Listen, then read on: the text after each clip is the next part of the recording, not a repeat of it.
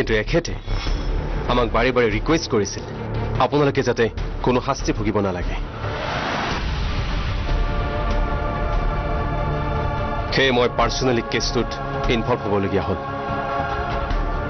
পুলিচৰ দায়িত্ব সমাজত শান্তি শৃংখলা বজাই ৰখাৰ আৰু সমাজ এখনৰ আৰম্ভণি পৰিয়ালৰ পৰাই হয় কোনোবাই শাস্তি পোৱাটো আমিও নিবিচাৰোঁ পুলিচ হলেওতো আমিও মানুহ কিন্তু বাধ্য হওঁ আমি শাস্তি দিবলৈ নিজৰ মন মগজুৰ পৰা বেয়া চিন্তাবোৰ আঁতৰাওক আপোনালোকৰ বেয়া চিন্তাবোৰে আপোনালোকৰ প্ৰধান শত্ৰু আমাক ক্ষমা কৰি দিয়ক ইন্সপেক্টৰ আগলৈ আৰু আমি এনেকুৱা ভুল নকৰো ক্ষমা আমাক নহয় এখেতক খুজক যিজন মানুহৰ লগত আপোনালোকে ইমান অন্যায় কৰাৰ পাছতো আপোনালোকক শাস্তিৰ পৰা বচাই ৰাখিছে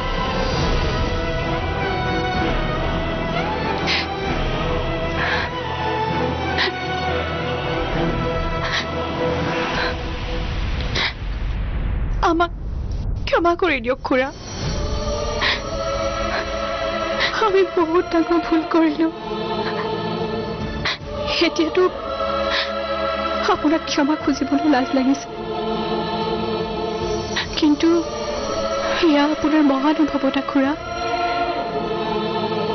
যিমান ভুল কৰাৰ পাছতো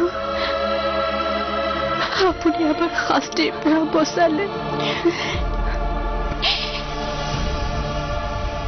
খুৰা আগলৈ আৰু এনেকুৱা ভুল আমি কেতিয়াও নকৰো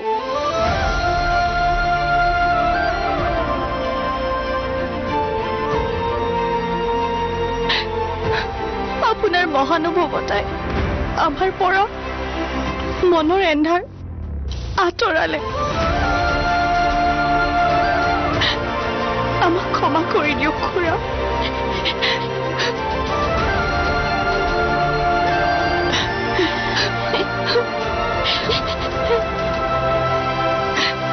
নিজৰ ভুলবোৰ বুজি পাইছা যেতিয়া এতিয়া নিজকে সংশোধন কৰা মই তোমালোকক বেয়া পাই থাকিব নোৱাৰো কাৰণ মোৰ মনত তোমালোকো প্ৰিয়াৰ দৰে মোৰ ছোৱালী হেই মানস তয়ো বোৱাৰীক ক্ষমা কৰি দে খং কৰি নাথাকিবি মই জানো নহয় বোৱাৰীয়ে তোক খুব ভাল পায় তহঁত সুখী হলে আমিও সুখী এইবোৰ কথা ঘৰত আলোচনা কৰিব নালাগে ইয়াতে সকলোবোৰ পাহৰি যা নিশ্চয় মই প্ৰীতমক সকলোবোৰ বুজাই কৈছো তুমি তাৰ ওচৰলৈ গৈ সহজভাৱে থাকিবা এইবোৰ কথা আৰু উলিওৱাৰ কোনো প্ৰয়োজন নাই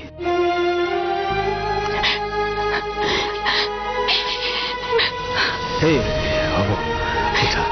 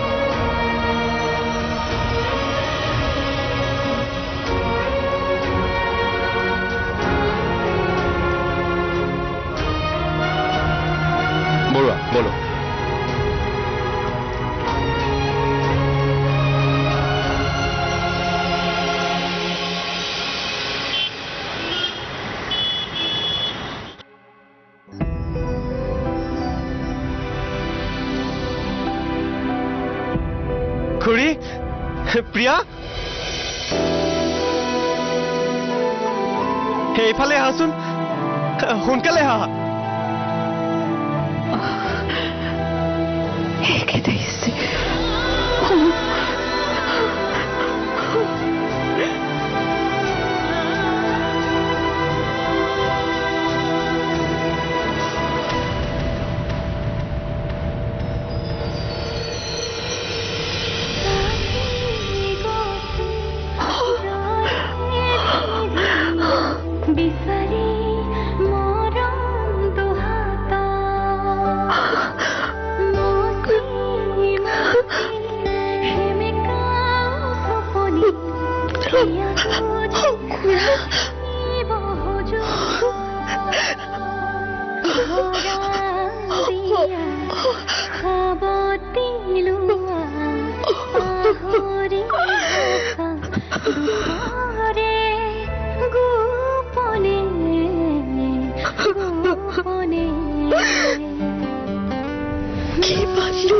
আপোনাক নেদেখা আপোনাৰ কিবা হলে ময়ো জীয়াই নাথাকিলো তুমি থকালৈকে মোৰ একো নহয় আৰতি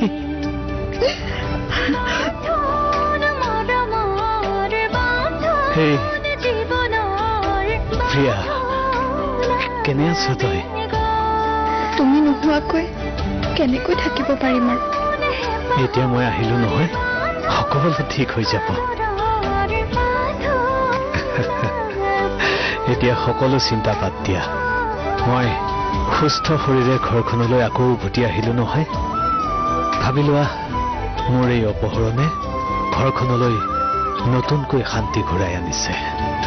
আচ্ছা এই ৰ মোৰ এটা কাম বাকী ৰৈ গ'ল নহয় কচোন এইটো ল তোৰ অডিচিৰ চাবি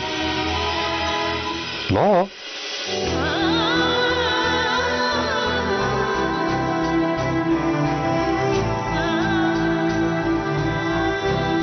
এয়া ল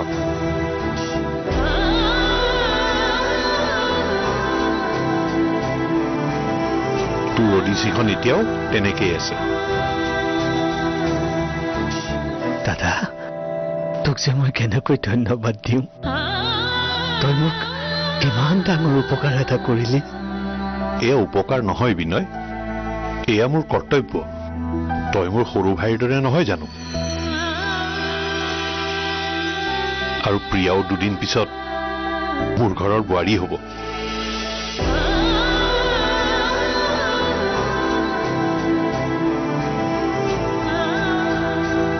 বেয়া নাপাবা প্ৰিয়া কেতিয়াবা সন্তানৰ ভালৰ বাবে সন্তানক শুদ্ধ ৰাস্তা দেখুৱাবৰ বাবে অভিভাৱক কিছু কঠোৰ হ'বলগীয়া হয় ভাস্কৰক তোমাৰ পৰা আঁতৰাই নৰখা হলে তুমি কেতিয়াও বুজি নাপালা হয় তোমাৰ মনত ভাস্কৰৰ প্ৰতি কিমান ভাল পোৱা আছে কি অনুভৱ আছে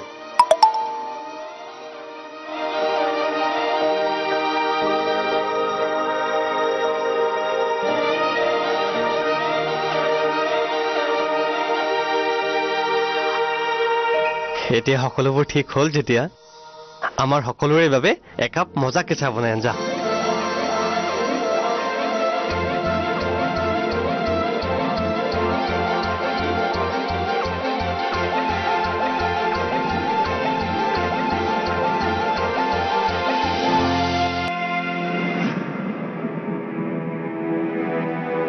এতিয়া চাগে নিশ্চয় তোমালোকৰ ভুলবোৰ উপলব্ধি কৰিব পাৰিছা চোৱাচোন খুৰা কিমান মহান মানুহ তোমালোকৰ ভালৰ বাবে সকলো সদস্যৰ পৰা তোমালোকৰ কিমান এটা ডাঙৰ অপৰাধ লুকুৱাই ৰাখিলে পুনৰ যদি সেইজন মানুহক লৈ তোমালোকে বেয়া চিন্তা আনা তেতিয়া তোমালোকক কিন্তু মই ক্ষমা কৰিব নোৱাৰিম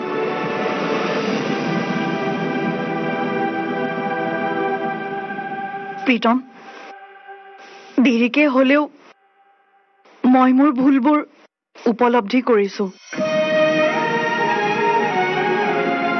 আজি মই তোমাক কথা দিলো তুমি আৰু কেতিয়াও মোক লৈ একো অভিযোগে নোপোৱা ময়ো কথা দিলো দাদা বোৱাৰী হলেও ছোৱালীৰ দৰে এইখন ঘৰৰ সকলো দায়িত্ব পালন কৰি যাম আগতে কৰা ভুলবোৰৰ কাৰণে প্লিজ ক্ষমা কৰি দিয়ক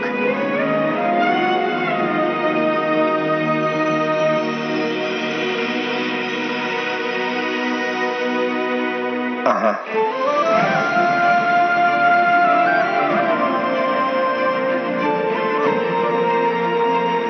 বোলা বোলা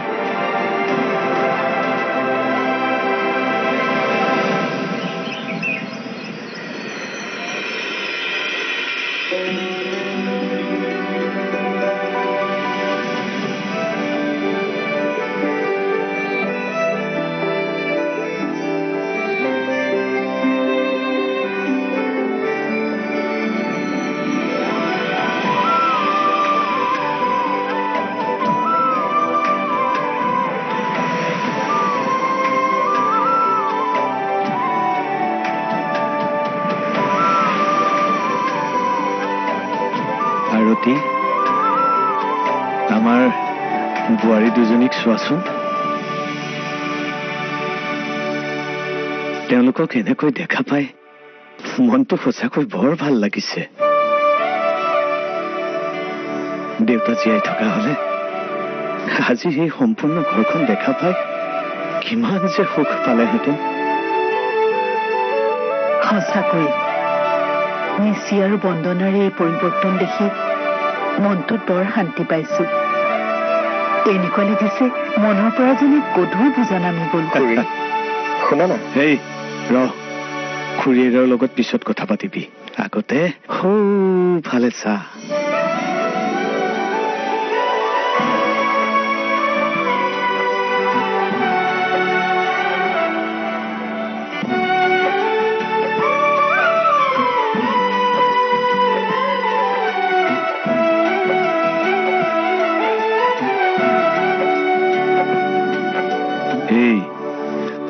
বোৱাৰী দুজনীয়ে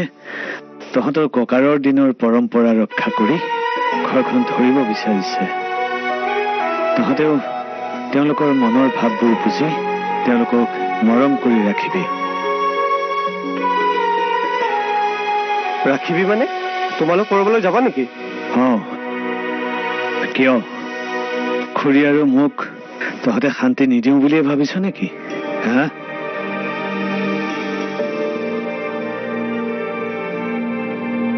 আজি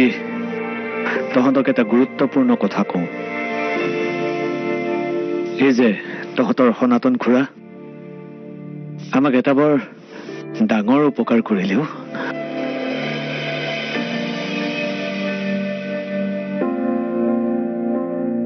গাঁৱত থকা আমাৰ সম্পত্তিখিনি তেখেতে পুনৰ কিনি ললে আৰু এতিয়া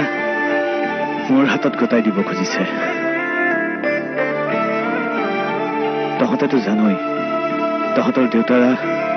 আৰু খুৰাৰৰ মাজত কেনেকুৱা বন্ধুত্ব আছিল এতিয়া তহঁত ডাঙৰ হলি নিজৰ দায়িত্ব নিজেই ল'ব পৰা হলি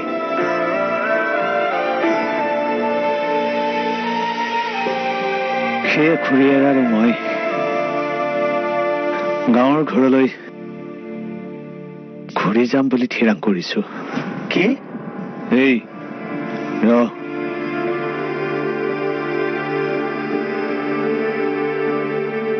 আচল কথাটো শুন গাঁৱৰ ঘৰখনত আমি এখন বিদ্যালয় খুলিব খুজিছো অসমীয়া মাধ্যমৰ তহঁতৰ পঢ়া শুনাৰ অসুবিধাৰ বাবে আমি গাঁৱৰ ঘৰ এৰি আহিছিলো কংক্ৰিট মহানগৰীলৈ আহি আমাৰ মনবোৰ কংক্ৰিটৰ দৰে হৈ গৈছিল বাৰু সেইবোৰ কথা এতিয়া উলিয়াব নালাগে বাদ দে তহঁতৰ দৰে যাতে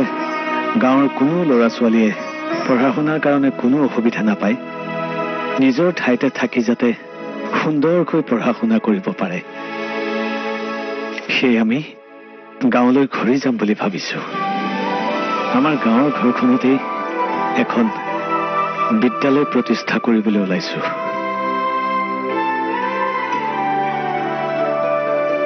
সনাতন দাদাই গাঁৱৰ ঘৰলৈ আমাৰ লগতে যাম বুলি কৈছে। স্কুলখন স্থাপন কৰাত তেওঁ হেনো আমাক সহায় কৰিব।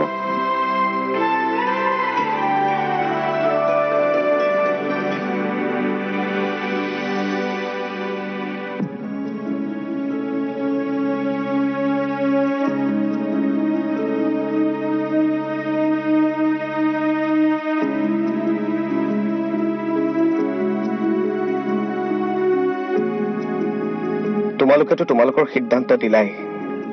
আমিও তোমালোকক এটা সিদ্ধান্ত দিব বিচাৰিছো। কেৱল অলপ আলোচনা কৰিবলগীয়া আছিল, তোমালোক অলপ আঁতৰত থাকিলে ভাল আছিল।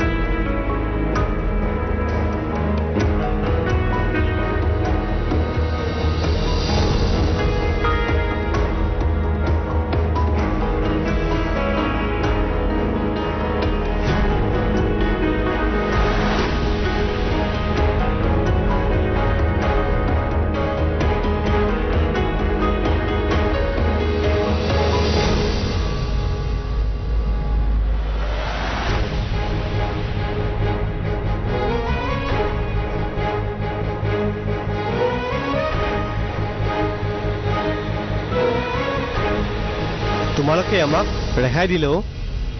আমি তোমালোকক সহজে ৰেহাই নিদিওঁ। ভাইটিয়ে ঠিক কথা কৈছে। সব কথা তোমালোকে ভবা মতে নহয়তো। মই অসমীয়াত এম এ, গতিকে অসমীয়াৰ ক্লাছকেইটা কিন্তু মোৰ। পাহৰি নাযাব, মই ৰূপক চলিহাৰ ছোৱালী, গতিকে বিজনেছমেনৰ জীয়ৰী হিচাপে একাউণ্টছৰ দায়িত্বটো মোৰ।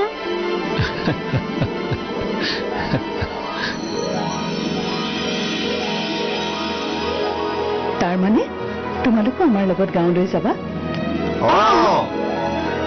বিনয়, দাদা,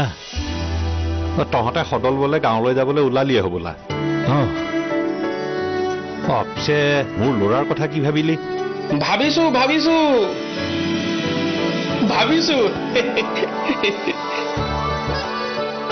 এয়া তোৰ হ'ব লগা বোৱাৰীক মই লৈ আহিছো। পিছে খুৰা, দৰা ক'ত? দৰা গাঁৱলৈ গলেই, এতিয়ালৈকে চাগে বিয়াৰ ৰভাৰ খুটা পুতিলেই। তাৰ মানে আমাৰ